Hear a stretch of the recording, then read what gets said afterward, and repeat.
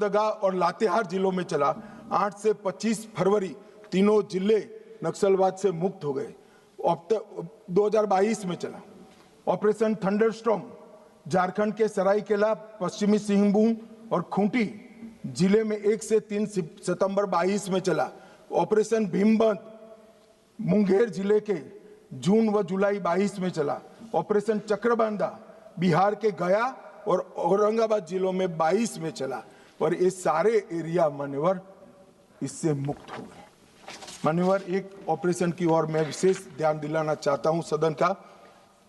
Operation black forest Telangana और छत्तीसगढ़ की सीमा में 50 किलोमीटर लंबी और 37 किलोमीटर चौड़ी एक पहाड़ी है। ये पहाड़ी पर इन्होंने अपना एक परमानेंट कैंप बनाया था।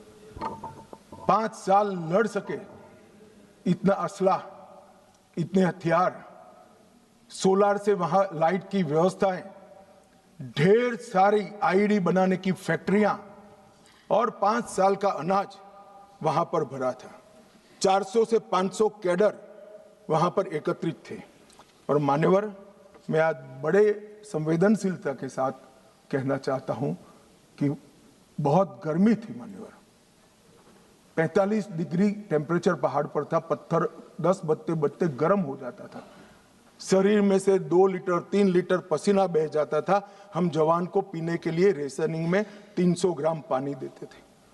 जवानों ने उफ नहीं की मान्यवर। 21 दिन तक ऑपरेशन चला। 30 से ज्यादा माओवादी मारे गए।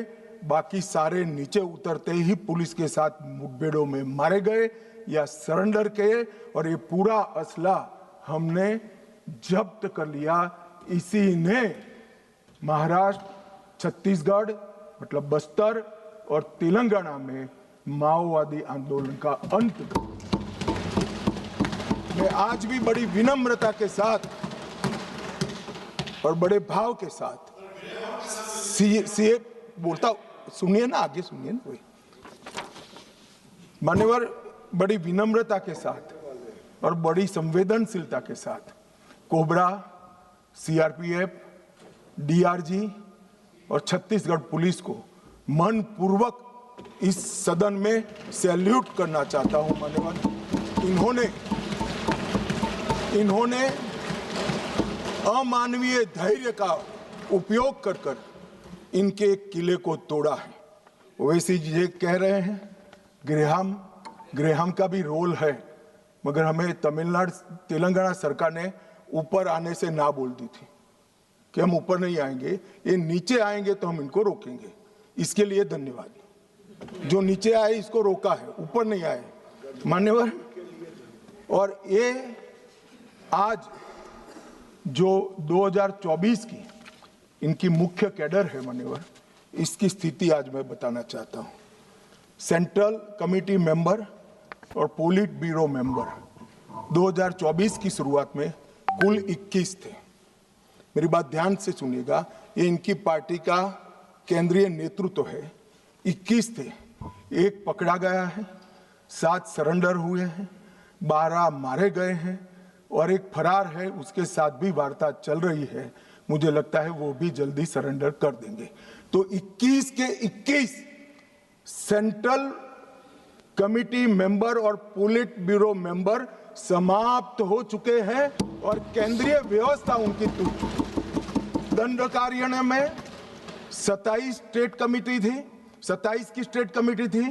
3 अरेस्ट हुए, 20 सरेंडर हुए, 11 मारे गए और 2 से बातचीत चालू हुई है। वो भी 37 के 37 लोग दंडकारण्य जो उनकी मुख्य स्टेट कमेटी थी वो समाप्त हो चुकी। Madhya Pradesh, Maharashtra, Chhattisgarh MMC state committee 3 surrender कर गए, 3 की ही बची थी। ओडिशा 4 बचे थे, 1 सरेंडर करा, 3 मारे गए।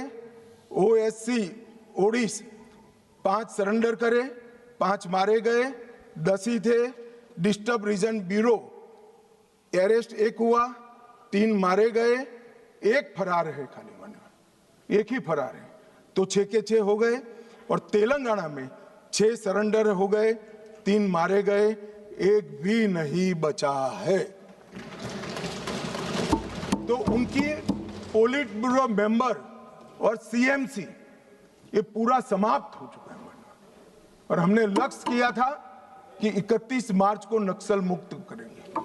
मैं पूरी व्यवस्था होने के बाद देश को भी सूचित करूंगा, मगर मैं ऐसा बोल सकता हूं, धड़ल्ले से बोल सकता हूं कि हम नक्सल मुक्त हो गए हैं, ऐसा कहने में कोई तकलीफ नहीं। मान्यवर बसवराजू इनके महासचिव न्यूट्रलाइज हुए। हिडमा जिन्होंने 27 लोगों को मारा था, 28 वर्ष से एक्टिव थे। बसवराजू जी 49 वर्ष से एक्टिव थे। विवेक 40 वर्ष से एक्टिव था, न्यूट्रलाइज हुआ। गजरल्ला रवि 11 वर्ष से एक्टिव थे, न्यूट्रलाइज हुए। कदारी सत्यनारायण रेड्डी 46 वर्ष से एक्टिव थे, न्यूट्रलाइज हुए। गणेश उइके 44 वर्ष से एक्टिव थे, न्यूट्रलाइज हुए। वेणुगोपाल आत्मसमर्पण किया, 46 वर्ष से एक्टिव थे। वासुदेव आत्मसमर्पण किया, 36 वर्ष से एक्टिव थे। पल्लूरी प्रसाद राव चंदना 46 वर्ष से एक्टिव थे, आत्मसमर्पण किया। रामदेव माझी देवू 36 वर्ष से एक्टिव थे, समर्पण किया। टिपरी तिरुपति 44 वर्ष से एक्टिव थे, उन्होंने भी सरेंडर कर दिया है। मान्यवर मुख्य हथियारी माओवादी समाप्त हो चुके हैं। मान्यवर हमने एकदम ल्यूक्रेटिव पुनर्वसन पॉलिसी को भी अपनाया है। मान्यवर आत्मसमर्पण की प्रोत्साहन राशि 50,000 घोषित की गई है। सामूहिक सरेंडर पर दुगना कर देते हैं। मोबाइल सबको सरकार की ओर से देते हैं। हथियार जमा कराने पर और मुआवजा देते हैं। पुनर्वसन केंद्र पर कौशल प्रशिक्षण व टूल किट का वितरण करते हैं। 10,000 रुपया प्रति माह 36 माह तक हम उनको देते हैं। सभी को मोदी जी ने प्रधानमंत्री आवास योजना की गिफ्ट दी है। नक्सल मुक्त पंचायत होते ही गांव के विकास के लिए 1 करोड़ रुपया दिया जाता है। और मान्यवर हमने कैंप लगाए हैं सरेंडर के।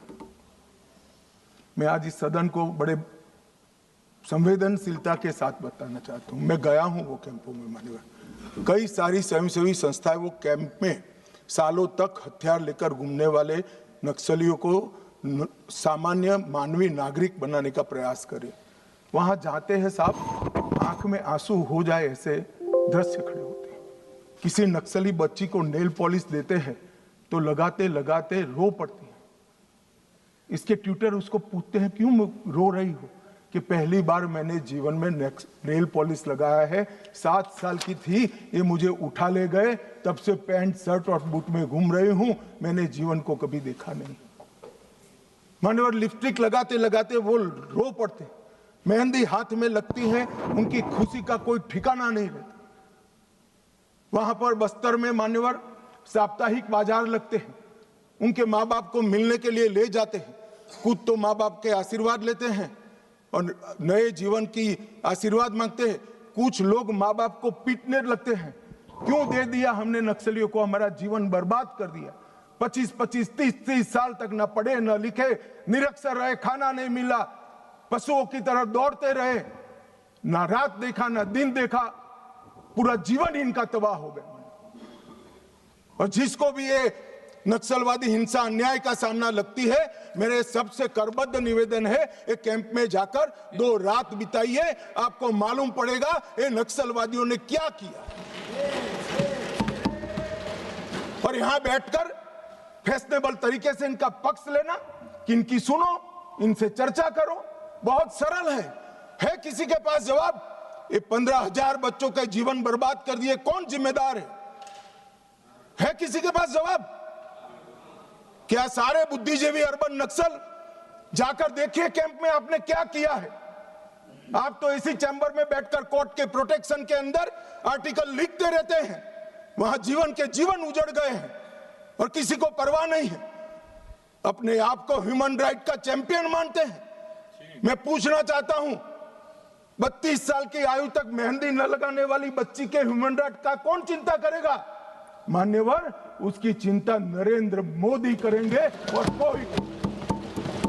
खुद तो माँ बाप के आशीर्वाद लेते हैं और नए जीवन की आशीर्वाद मांगते हैं। कुछ लोग माँ बाप को पीटने लगते हैं, क्यों दे दिया हमने नक्सलियों को, हमारा जीवन बर्बाद कर दिया।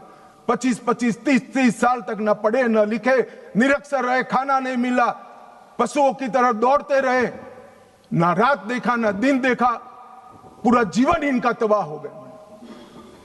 और जिसको भी ये नक्सलवादी हिंसा अन्याय का सामना लगती है, मेरे सबसे करबद्ध निवेदन है, एक कैंप में जाकर 2 रात बिताइए, आपको मालूम पड़ेगा ये नक्सलवादियों ने क्या किया।